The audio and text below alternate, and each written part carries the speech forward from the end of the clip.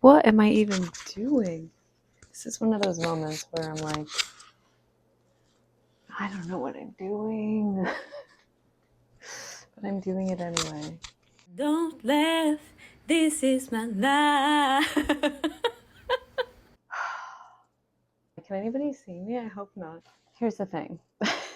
I saw a TikTok that said, if you're talking yourself into it, it's not for you. And if you're talking yourself out of it, it's for you. And let me tell you, my career, but you're wondering what this jar is. I know, we'll get to that. Welcome. My name's Colby. I'm starting a podcast officially. I'm doing no promo. I'm just starting. I also have had the most insane comedy of errors to get me to this moment. Saturday night, 6 p.m. The minute I literally sat down to record this, my sink filled with water, never done that before, overflowed all over my kitchen. So I was like, does the universe, do you not want me to be doing this? Because I'm barely here. I have candles lit because it smells like sodium whatever is in this stuff that I had to put in my sink. So maybe I'm high on fumes right now. But that's, you know what? That's what you get. You're just never going to know what's going to happen when I sit down and pull something out of a jar. This is the thing. I have so much to share. I have so many stories. I won't shut up to my friends. I send voice memos that are too long. I have so much to say. Everything is just in the ether, and I don't know the container. So during the pandemic, I started Don't Laugh, This Is My Life. True stories, all from my life, things that happened. And it really gave me life, and I think it was cringe, and I think this is going to be cringe, and I'm just committing to the bit. I have a notebook. Is there anything in this notebook? No. I'm in my kitchen. I'm nervous. I'm going to talk about everything I've been through and some silly and serious stories that I've gone through along the way. Okay, let's try that again. This is Don't Laugh, This Is My Life, the podcast. I'm not going to laugh through this because I am taking this seriously. This is really serious. I have a story to tell, and I'm going to tell it. And I don't know how it's going to come out. Sideways. And the way I've decided to go about Don't Laugh, This Is My Life, the second time around, 2.0, if you will, the way I'm going to do it this time, because I just was like, how can I tell my story in little bite-sized chunks? I've made this jar. I've made it. I have this jar that was laying around my apartment. I have filled it with, it doesn't look like it because I wrote them too small. So if I was a prop stylist, this would be offensive. I don't want to be a one-woman show. Come join, please. DM me, email me, be on my podcast. I'm just removing all silly obstacles. Like, you know, when you're about to start a project and you're like, I need to get Post-it notes. And it's like, no, you don't. Just start the project. Okay, so this is 100 prompts. I didn't write them. ChatGPT wrote them. I truly wasn't paying attention to what I was writing. And also I have the memory of a goldfish. So like, this was last week. So who the F knows. And every episode, I'm going to pull out a prompt and say whatever the hell comes to my mind. And I'm telling you, if you are interested in why the hell you should stop scrolling and watch this, because I said so. No, because as an artist in the music industry, struggling to jumpstart my career, this has been calling me for 5 years. So I don't really know. I don't really know what I'm doing or what this is going to be, but I couldn't shake this thing I need to do. And having gone through some deep trauma healing and being an artist and trying to create, finally went to therapy during the pandemic, and no one's ever given me this first person perspective that I found or that resonated. I'm just going to speak from the heart and share what I've gone through and share what I know, and hopefully, you know, have some fun along the way. So without further ado, I'm just going to do a little of this. We're all in on it together. Okay, I've got one. Let's see. Okay, a time you were underestimated. A time? My whole life. A time I was underestimated. these questions are funny because a time you were underestimated, I think they mean like somebody externally or a situation made me like feel like this person outside of me was making me feel that way and they underestimated me. But really the way I interpret this, so fascinating already. This is terrifying. The way I interpret this is I've underestimated me my whole life. So, okay, let's talk about that. Maybe I should have a little like time for some questions. And then the graphics would appear. Here's the thing. What I've learned about my healing journey is that like when you have like an ego or a wound or whatever, I was the best at being the worst. So when I read A Time You Were Underestimated, I'm like, my whole life I saw the world through this separation of having these wild dreams that were pipe dreams. And my therapist calls them idealization defense. You could call it like, there's other versions like limerence or maladaptive daydreaming. And so it's essentially like I had this ego that said, we're the best victim that's ever existed on the planet. We're like, we have the best, worst story you've ever heard. We've had the best, worst trauma stories, worst childhood. Like it's like, anybody that was going through anything, I'd be like, buckle up. And that's obviously not true. Everybody has a story, everybody has a perspective. It's like we've all felt these enormous feelings. But for some reason, my ego said, we're the best victim. So it's essentially like the ego wound that got developed was I wanted to like wear a medal of honor my whole life. But again, this was like unconscious to me. I didn't know I was doing that. So the way maladaptive daydreaming and idealization defense comes in is I am an amazing visualizer because I lived in my dissociated world that was created to survive. And so in that daydream, in that fantasy land, which protected me and served a beautiful purpose because my real life was too scary, I still separated that visualization from being dreams that could come true. So, like, I would see myself on stage singing. I would see myself auditioning and acting and being in front of the camera and modeling and all of these big dreams. And I'm still here actively in that industry. But the craziest thing is my whole inner belief system said, like, we have this dream, but it's not for us. It's just something we dream about, the pipe dream. And so I've, unbeknownst to me, have been the ultimate underestimator because I didn't actually believe in me ever.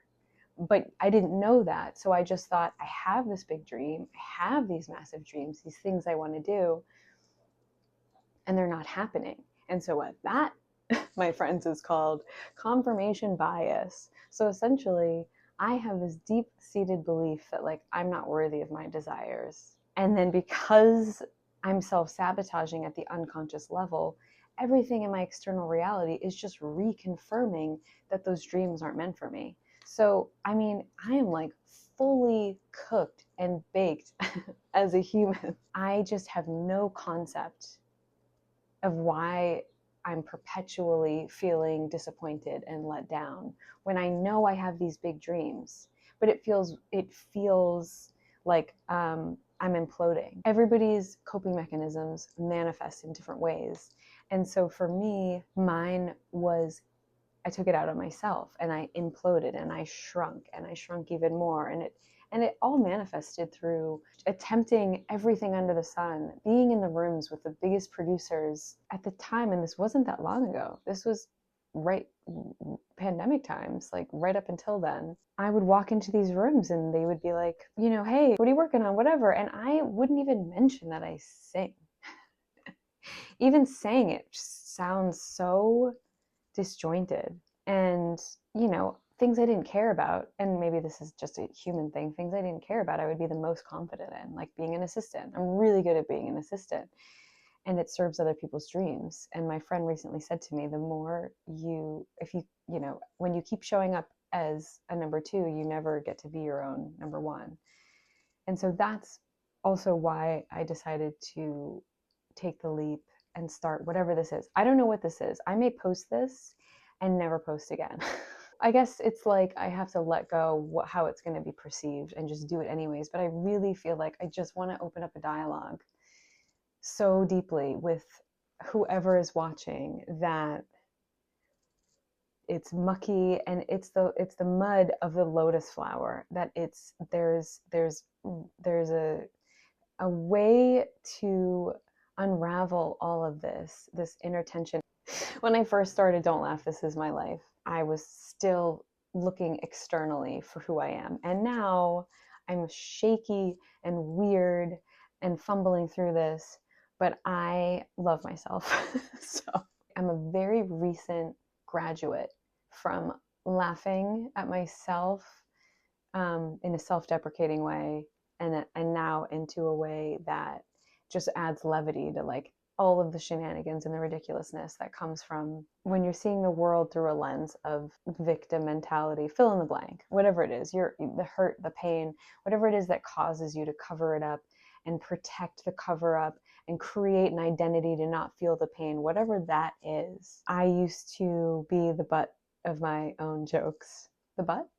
Is that phrase? And now I own it, and I own my story. And I think whatever this is, I feel like there's something with ChatGPT that is maybe a resource to connect to an interesting level of consciousness. I've utilized ChatGPT to help me anchor when I've had big downloads and big spiritual breakthroughs, or when it's almost like when you shift your identity. Like I was technically diagnosed with CPTSD, complex post-traumatic stress disorder. And now like that identity doesn't resonate anymore because of how much I really do pride myself in like the inner work I've done.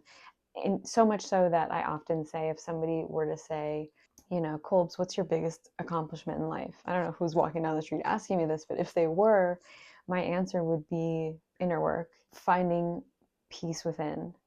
And it's invisible. And so it's just a shot in the dark if I feel this way and I felt crazy and I found all of these platforms and connections in real life, but over the internet.